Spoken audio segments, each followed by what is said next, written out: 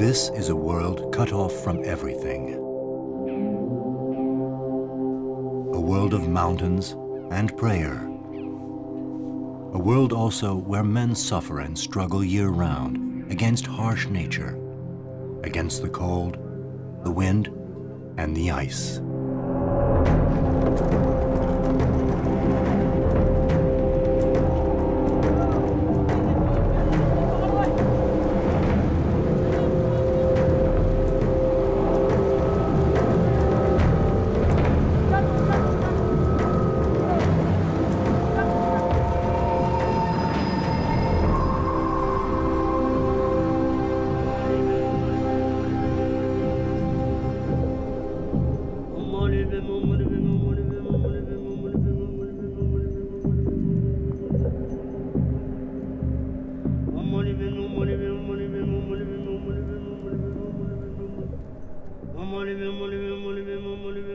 In the Himalayas, at an altitude of 3,600 meters, winter starts early and lasts 9 months.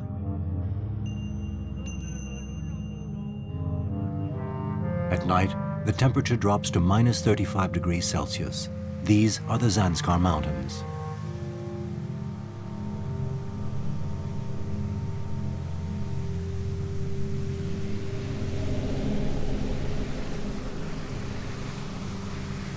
Slowly, day after day, the ice is closing over the swift-running waters of the Zanskar River, transforming it into the Chadar, the frozen river.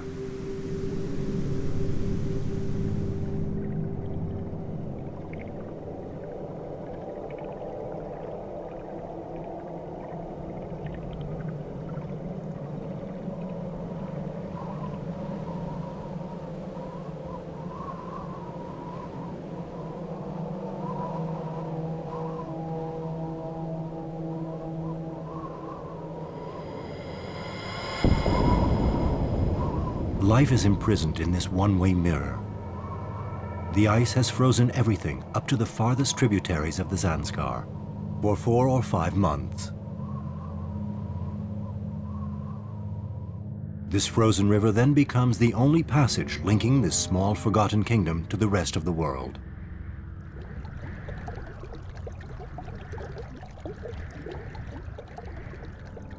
Ladakh is a region of India. It's a land of high plateaus and mountains, which rise to an altitude of 7,000 meters. A smaller, lesser-known realm lies to the south of Ladakh, the Zanskar. All the roads to Zanskar are closed in the winter. They are snowbound and impassable. There's only one way out, via a dangerous, ephemeral, fearsome and fragile route. It's a partially frozen river known as the Zanskar in summer. Once it freezes in winter, everyone calls it the Chadar, a 120-kilometer frozen corridor stretching along the base of the narrow gorges. As the only passage between Zanskar and Ladakh, it is vital. Men fear it, but are sometimes forced to take it. I've traveled on the Chadar 4 times. 2 round trips. The first time I was young. It was to go to school in Leh. The second time was for my work with the government. On the Chadar, I would take 2 pairs of goatskin shoes with a special smooth sole. With 2 pairs, I could change them if they got wet or torn.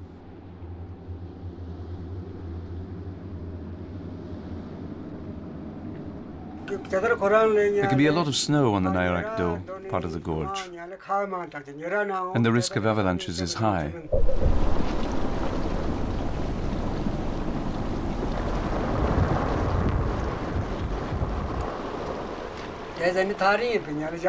"40 years ago, it snowed much more than now.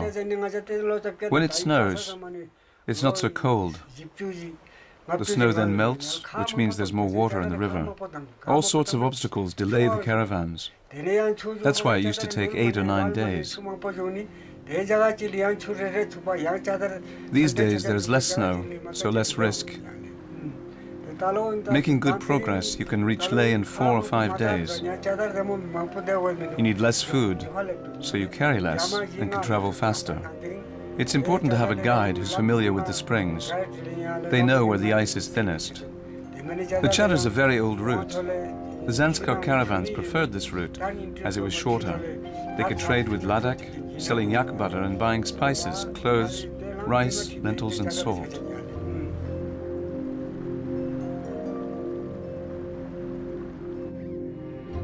All the passes are now blocked by snow. The summer path is closed. There is no more contact with the outside world. No truck has arrived or left Zanskar in over 2 months.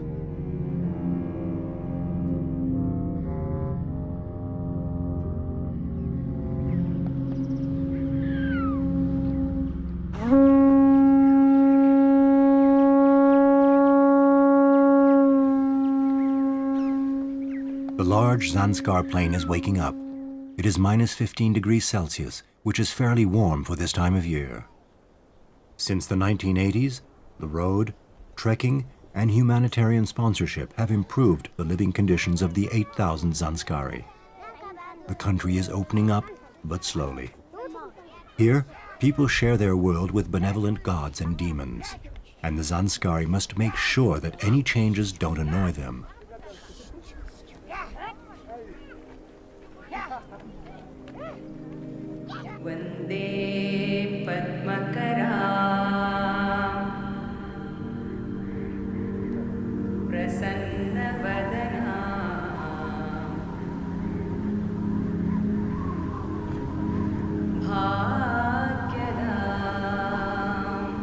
Stands in, 25 years old, works as a guide in the summer, and in the winter sometimes works as a porter on the Chadar. His wife is expecting their 4th child. This is a big family for the Zanskari. When Stanzen was 18, his father decided he should marry, so he left his village to live in this house. It's always the same here. Neither girls nor boys choose their partners. Everyone obeys their family, their father. He knows best what is good for you.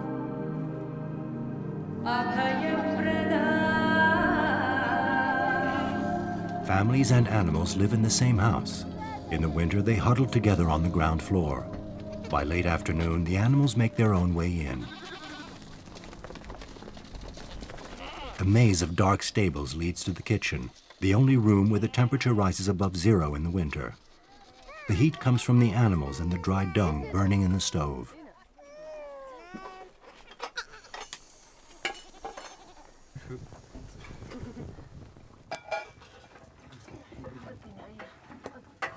Zatin is a farmer. He takes the Chadar to sell his butter in Ladakh.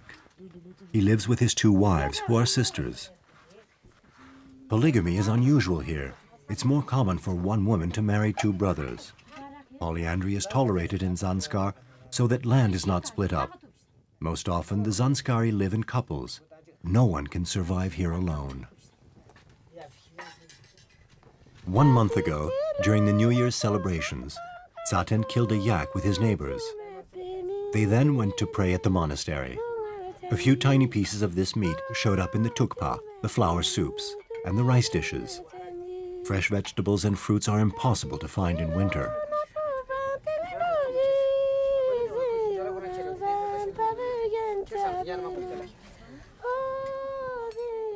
Winters are long. There's plenty of time to spend together, and it's far too cold to be outside. The family and the village community are supported by mutual assistance and solidarity. And yet, life is happy here.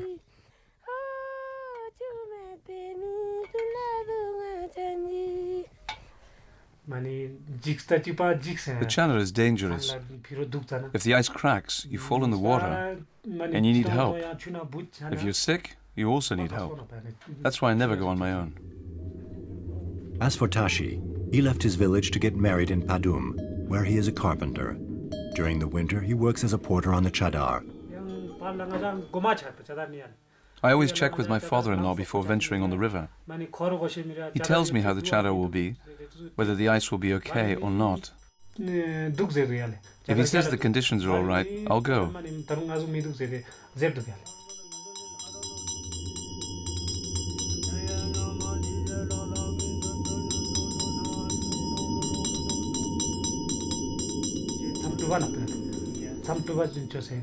My father-in-law meditates a lot. In the winter he spends 3 or 4 months alone in a cave, without seeing a soul.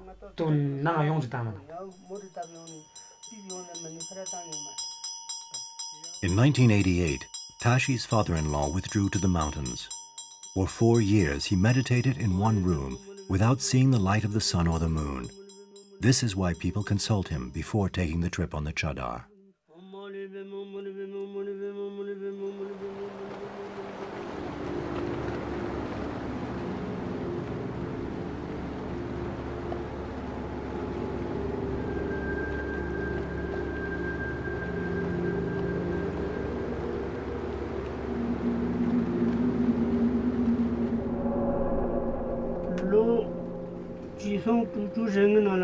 The first time I went on the Chadar was in 1965 for a business trip to Leh in Ladakh.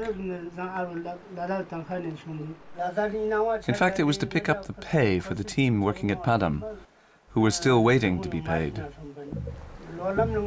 When I left Padam, the Chadar was fine, and it was an easy trip to Leh. But when we came back in March, it took 21 days to get home. We often had to climb on the rocks or get in the water.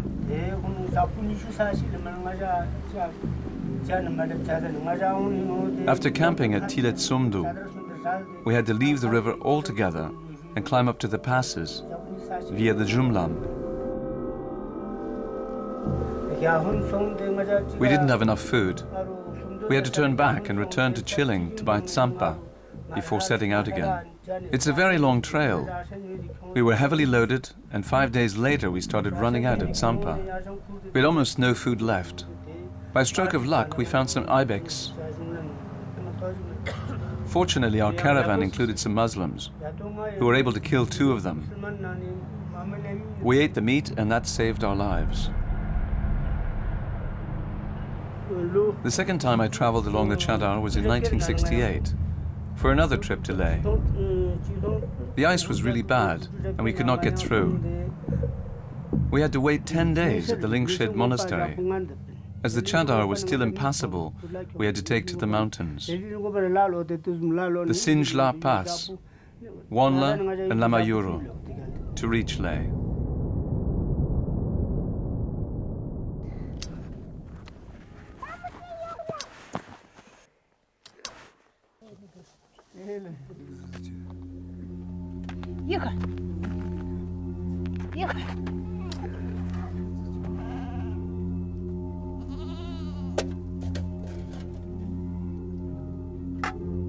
After consulting his father-in-law, Tashi met his friends at Stanzin's house. Everyone is getting ready for a harsh ordeal. They are going to hire themselves out to haul timber over the Chadar. This means leaving their families for at least 2 weeks, time it takes to transport the wood and return, if the demons allow it. All the men fear the Chadar, but it's also a way for them to earn some money in this extremely poor region.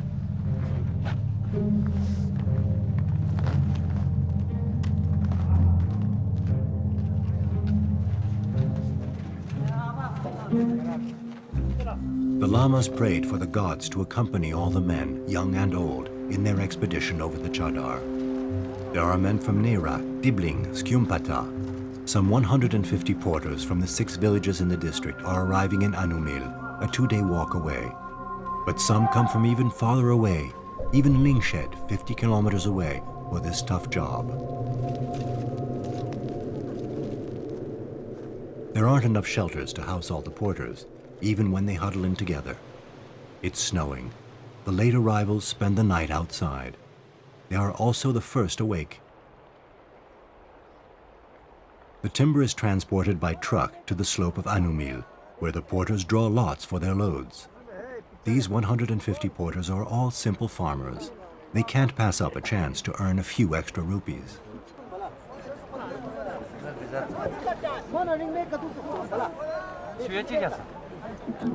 Even Punsok, who's always anxious, is there.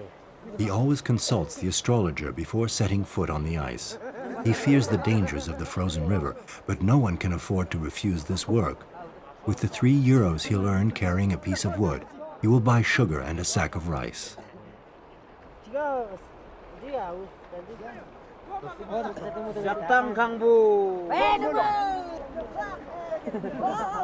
The wages are based on the number of pieces of wood carried, not on the weight. Certain beams are twice the size of others, but no one argues about drawing lots.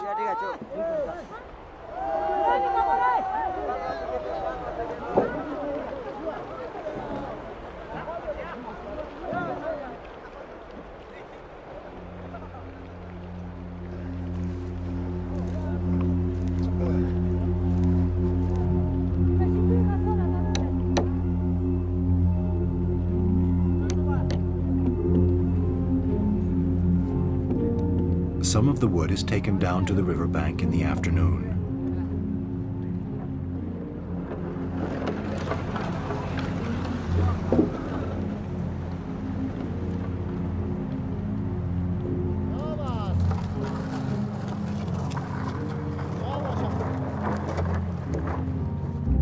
Now, the wood has to be hauled as far as Lingshed, 50 kilometers away. At best, it will take 4 days to reach the town. 2 days on the river, arriving directly below the village, then another 2 days, as the men carry the timber on their backs the 600 meters straight up to the village.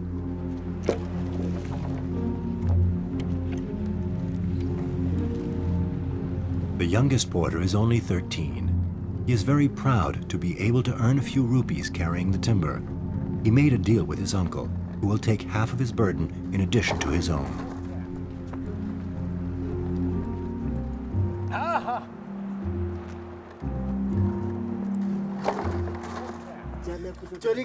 The porterage on the Chadar will start tomorrow at dawn.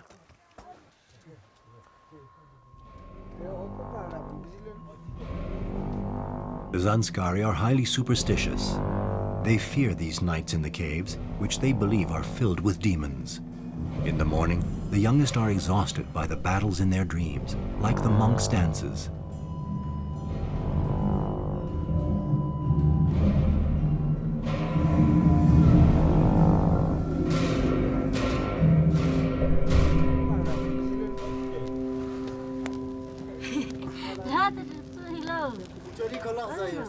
Hey.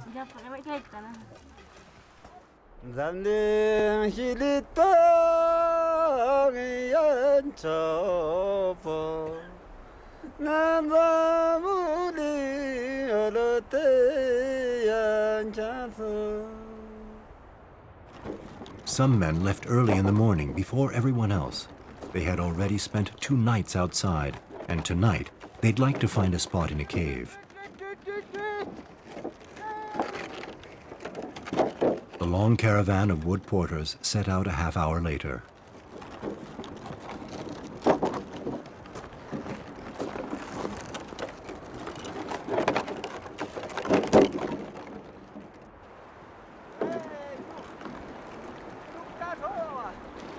But over 2 days, the conditions on the Chadar have changed.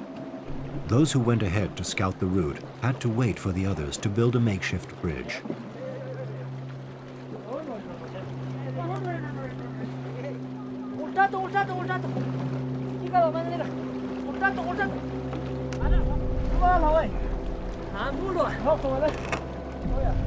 It's always the same when it snows. The temperature rises, as does the water level. The ice expands, cracks, and then the problems start.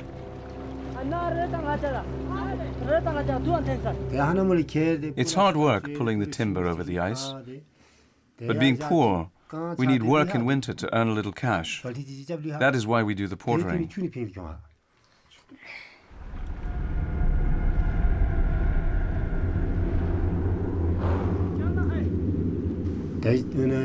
We get 150 rupees for each piece of timber. Usually one porter can carry 4 pieces, so we can earn 600 rupees, or $15 per trip. Each trip lasts 4 days. Obviously the timber costs a lot less than the transport, which is 3 or 4 times higher than the price of the wood.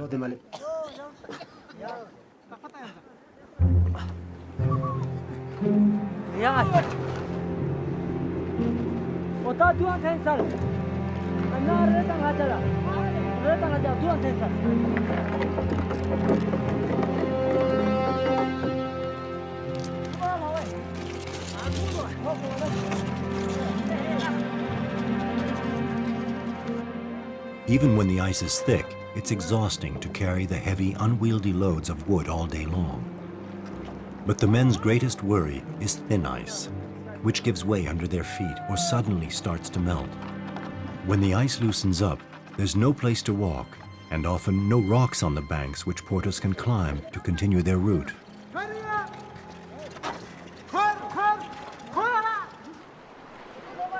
Suddenly, the caravan has encountered an obstacle. There's no ice for over 50 meters on each side of the river. It's because of a well-known hot water spring. Will they have to turn around now that they've already walked for so many hours already? There is a possible passage on the right bank, on the other side by the rock face, but with the 150 loads of wood, there's no hope of climbing. The beams will have to go via the left bank.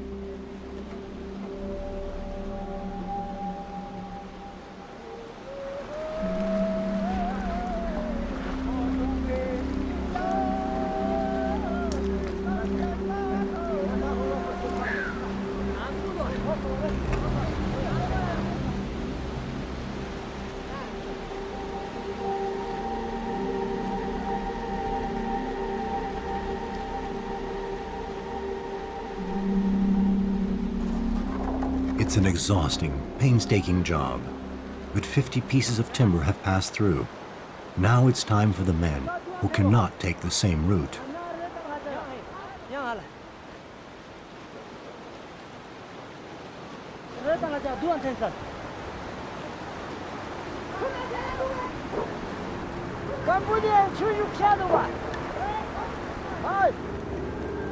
Without ropes or harnesses and in makeshift boots, they're forced to climb up the cliffs, sometimes risking their lives.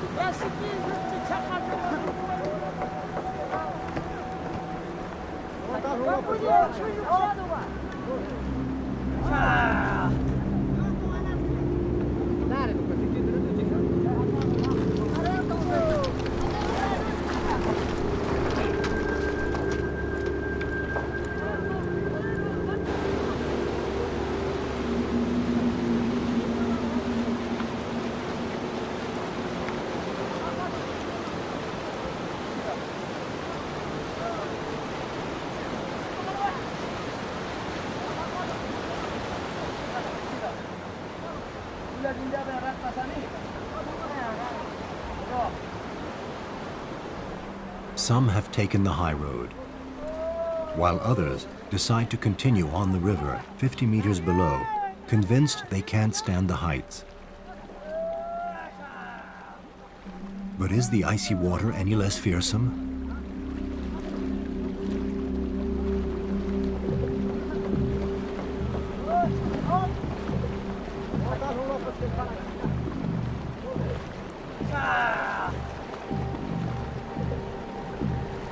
The first porters made it past the obstacle nearly 2 hours ago. The sun has gone behind the rocks, and the temperature dropped 10 degrees. These men have lived their entire lives in icy weather 8 months of the year, but they don't all react the same way when forced into water that's 2 degrees below zero. Only the most courageous, those who wade through the freezing water barefoot, will reach the shelter dry. The others will have to finish the Chadar in wet clothes.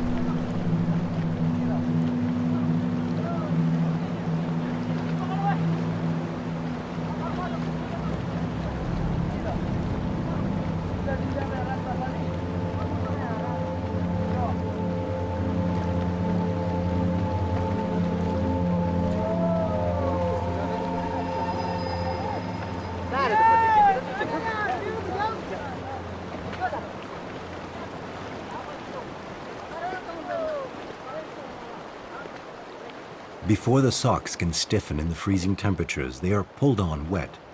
The boots, bought second-hand from the Indian Army at the Leh market, often have holes. They rarely need to be emptied out.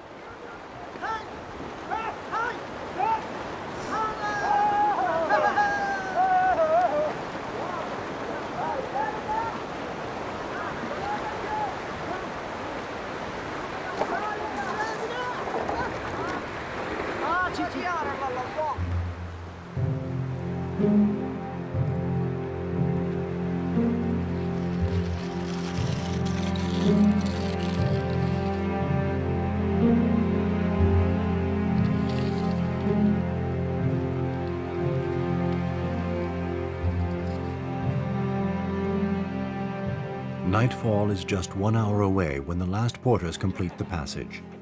The first ones have already reached the caves a few kilometers away. They draw lots to decide who has to gather wood for the fire, despite the hard day.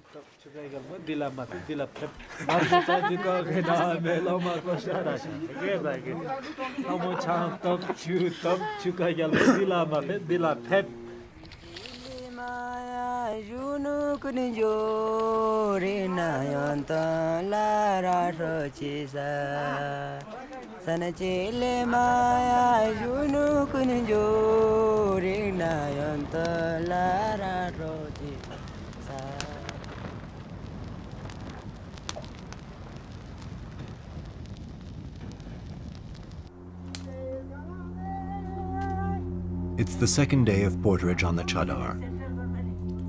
While a few still linger in the more comfortable caves, most of the porters left without breakfast to warm themselves up by walking.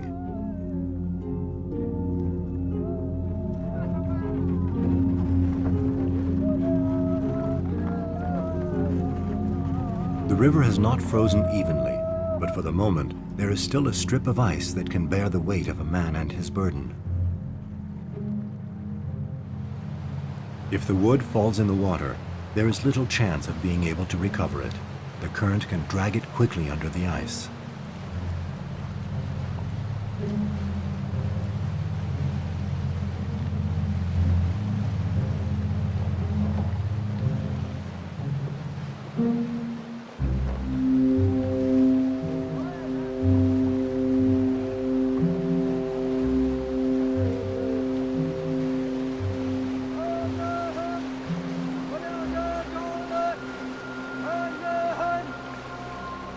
For the porters, there is the constant danger of falling in the water.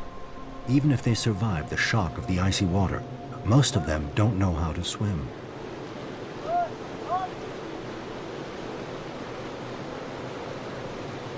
Three weeks ago, after a long cold spell, the level of the Chadar dropped and the ice collapsed.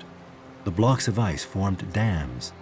The water overflowed, refroze, and left behind a jumble of ice.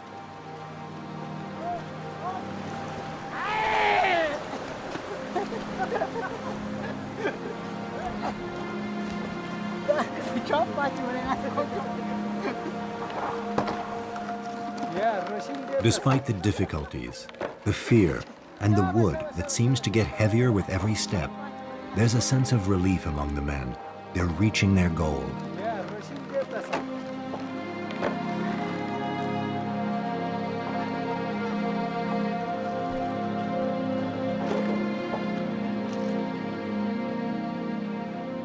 But when they reach the narrow valley leading to Lingshed, they are suddenly overcome with fatigue.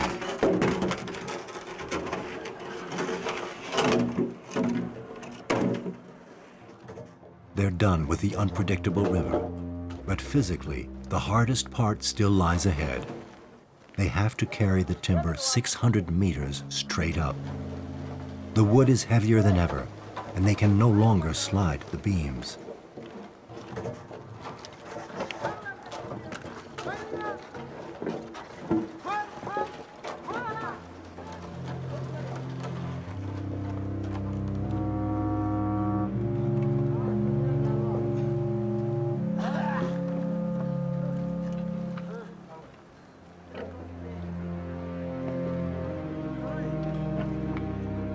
After the ice steps comes a long, slightly sloping valley with glacial cross cliffs.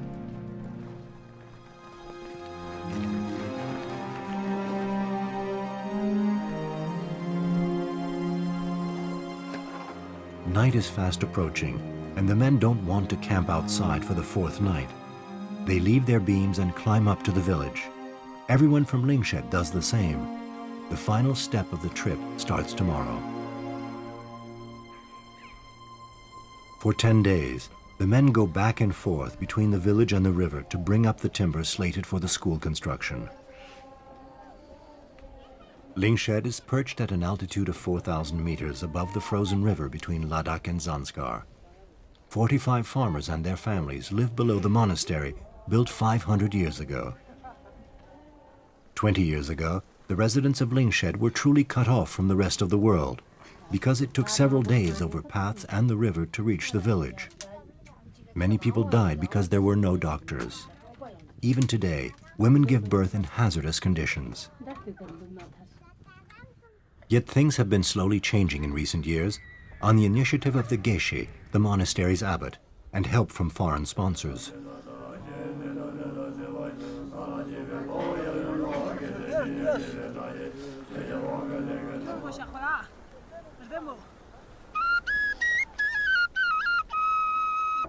Just a few years ago, parents did not send their children to school because they were needed to work in the fields.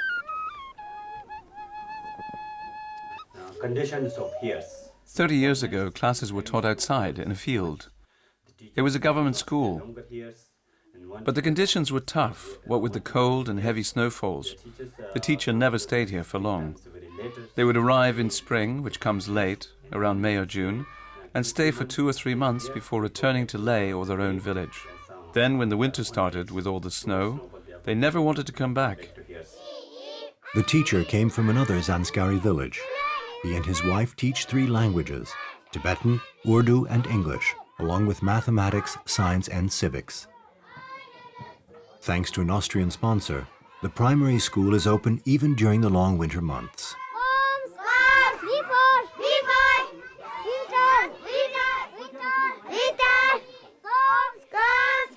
The 6 villages in the district are counting on their children's education to provide for their futures. But the Lingshed Solar School, constructed in the year 2000, needs to be expanded. The major problem is transporting materials to the village. One room is very difficult because Building a classroom is really difficult because it's so complicated transporting the wood. sometimes the coming water. Sometimes if there's a lot of water, you have to go that deep into the river. The ice on that time they Sometimes when the ice is broken, you spend 3 or 4 days freezing. very coldness. It can get really cold, which is tough. Coldness and very difficult.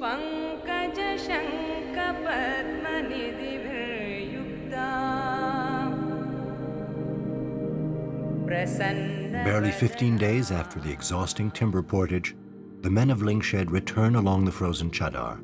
But this time, they are taking children to the large school in Leh.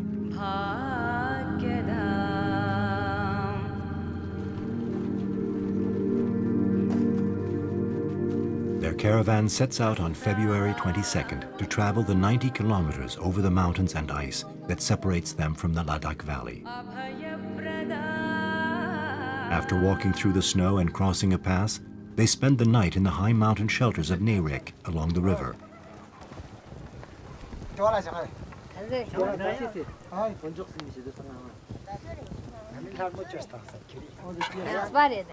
Each child is accompanied by his father or an uncle. Two of them are but 5 years old.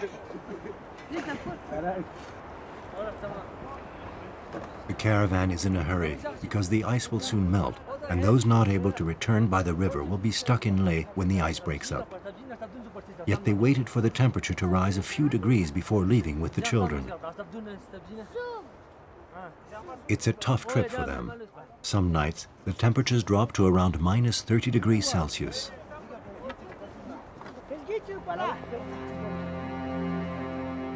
The bags are heavy. The children are leaving for several months, and they packed extra food in case they are blocked several days on the Chadar, waiting for the ice to freeze again.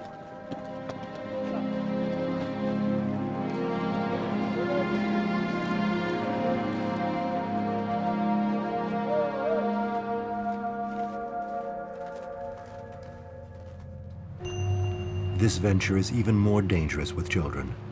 They get tired more quickly, and they cannot walk through the water as the men sometimes have to do.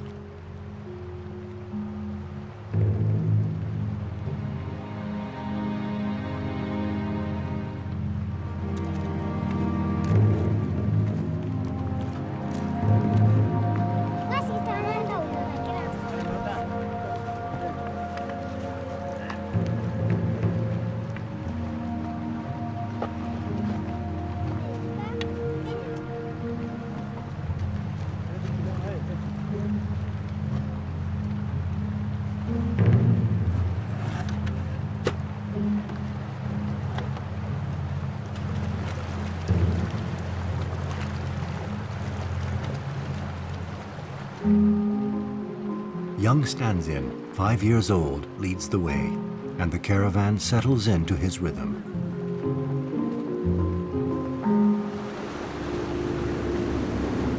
They take a first break after 3 hours, enjoying a bit of sun while they have something to eat and drink. This is the best time of the day. Winter time in Holi. In winter, they're the holidays. The students who came home to Lingshed must return to Leh now that the holidays are over. This little boy is very poor. His father died a month ago. A tourist who once visited Lingshed will be paying his fees. He's going to live in Leh. There's a trail is sponsored, Singla, and then also now there's many snow. There's a lot of snow at Singla. All the paths are blocked. This is Chadar, winter time, or just one. Chadar is the only route in the winter. The others are all impassable. Some days are hard, others are easier. Maybe Chadar off water, then difficult. If the water in the Chadar is high, it's difficult. I hope the ice is hard now. Maybe it's been hot. I don't know. Maybe. I hope it is hard. Nice. Shakya's smile conceals his concern. He is the leader of the expedition and responsible for everyone's safety. The water level has risen 30 centimeters and soaked into the snow. Because of the currents and sometimes the sun, the ice changes all the time. Within just a few meters, it can shatter like glass.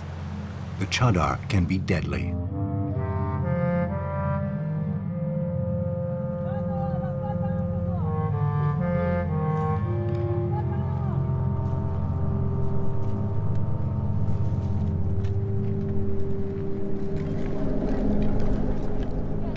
Shakya goes down to test the ice, which has become too thin. They can't take any risks with the children.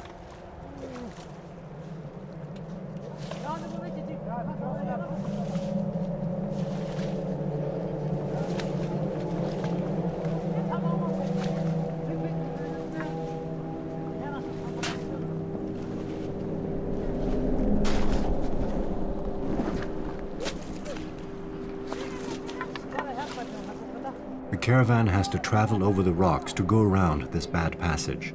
They organize the climb, though they're fearful, despite the children's good humor and determination.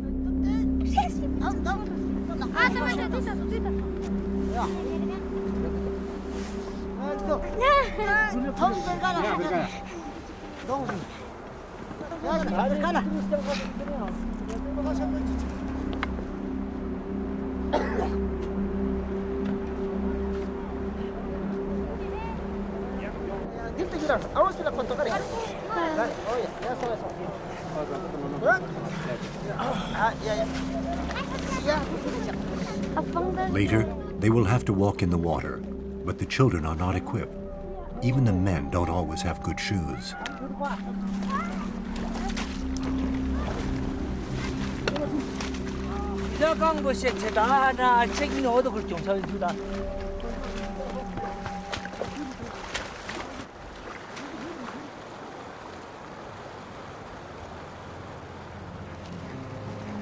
Bravely and even enthusiastically, the line gets moving again over the Chadar ice. After losing many hours, they are finally sliding across strong, firm ice. It's gradually becoming colder. The water, which had flowed over the first layer of ice, froze on the surface. Shakya can't make up his mind. The fragile crust makes the ice hard to probe. He decides that it's safer to climb up the hill above the river.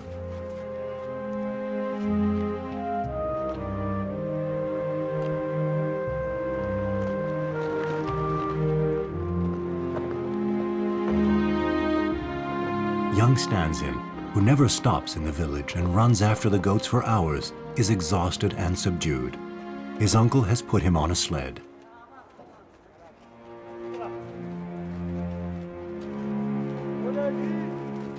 Dusk is settling in, and they push hard to reach a gorge, where there are shelters and enough wood for the entire caravan. The children gather wood and the stones that will protect the fire. The cook pulls some sugar from his goncha.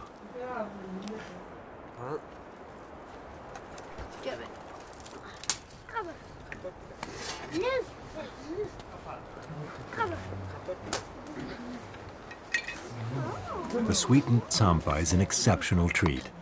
Stanzin relishes it down to the last crumb.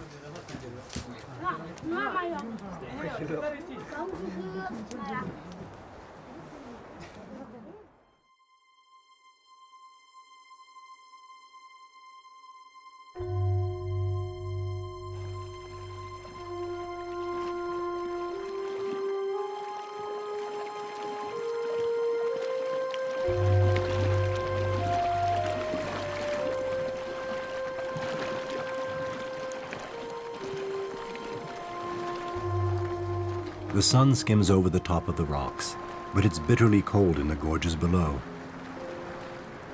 The men and women finally warm up by walking silently, their stomachs empty.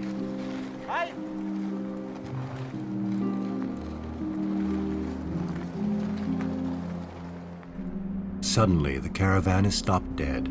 There is not enough ice to pass. They have to try to climb up the sides, but the rock seems fragile. It's very risky.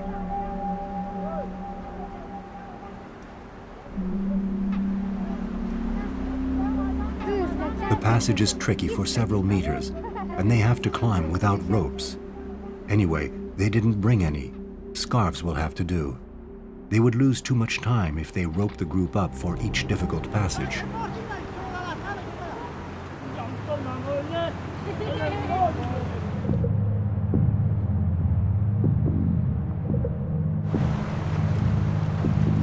They don't have any water bottles, and everyone is dehydrated by the physical effort and the dry air. But no one drinks the icy river water. They all wait for a break to make tea.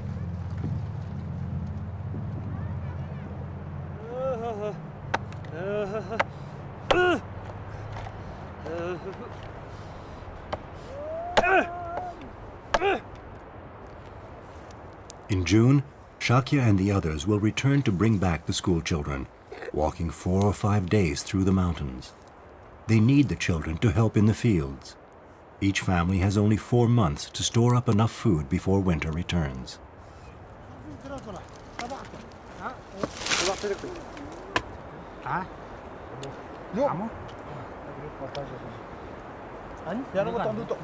The people of Lingshed are poor, and without the help of sponsors, the children would not be able to study in Leh. The men spend several weeks every year on the road to the school. The world is changing, and they know that those who study will be better equipped to adapt, as their traditions are overturned.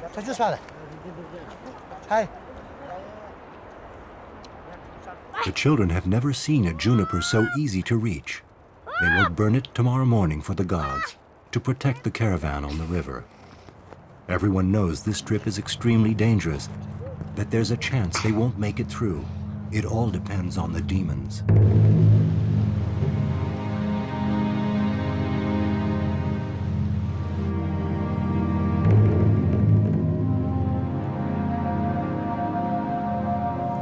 The caravan plans to stop at the caves of Tilit Do. It's still far, and despite their fatigue, they have to remain careful, not get distracted, and listen carefully to the sound of their steps on the ice.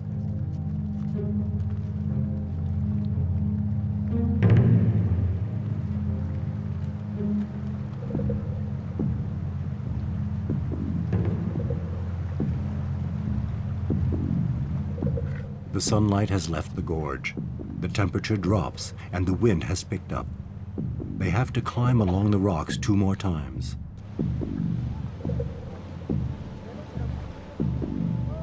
Yet none of the children ever complains about the cold or the length of this interminable trip.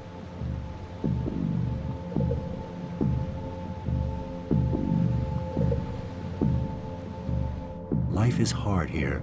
They become used to struggling at an early age.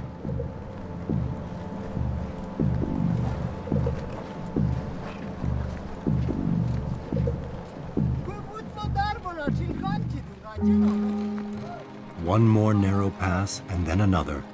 It's not much further, says Shakya. Everyone wants to believe him. They hurry along.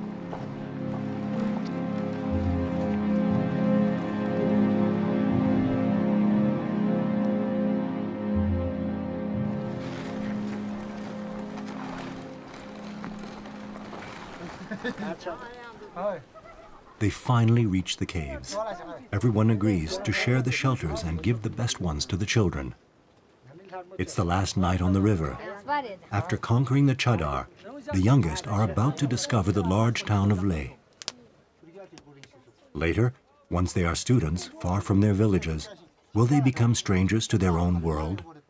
Or, rich with knowledge, will they return to help their people adapt to the changes already underway?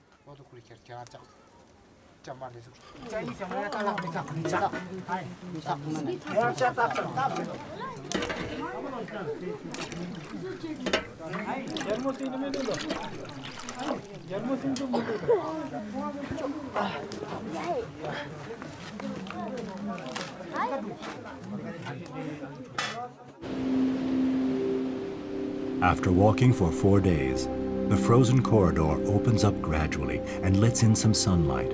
It's not as cold. The mountains are no longer covered with snow. Ladakh, finally. The Chadar ends here, where the river flows into the Indus. The Chadar is the only link to the outside world in the winter, but the Zanskari are awaiting the construction of the Chadar Road, an ambitious project that will follow the gorges of the frozen river and will remain open all year round. The Chadar Road will make a big difference to Zanskar, because traveling on the river is tricky. Once the road is built, Zanskar will be able to develop. The only drawback is we won't be able to work as porters on the Chadar any longer. When the Zanskari are ill, they have to travel along the Chadar to get treatment in Leh. If they're too ill, they can no longer walk down the Chadar.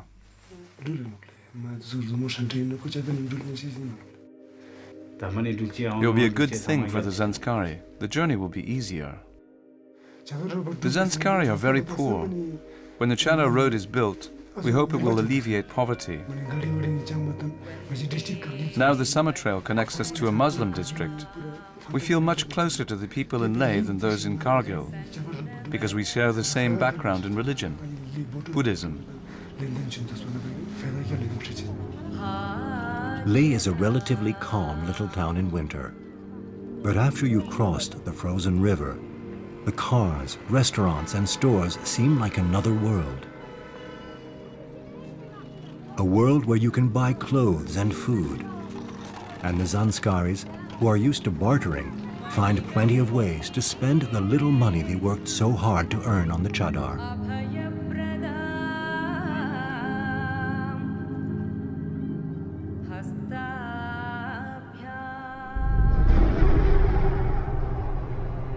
After school started, the return trip to Zanskar was hard for the parents. Some barely made it through before the ice broke up and returned to Lingshed over the Chadar.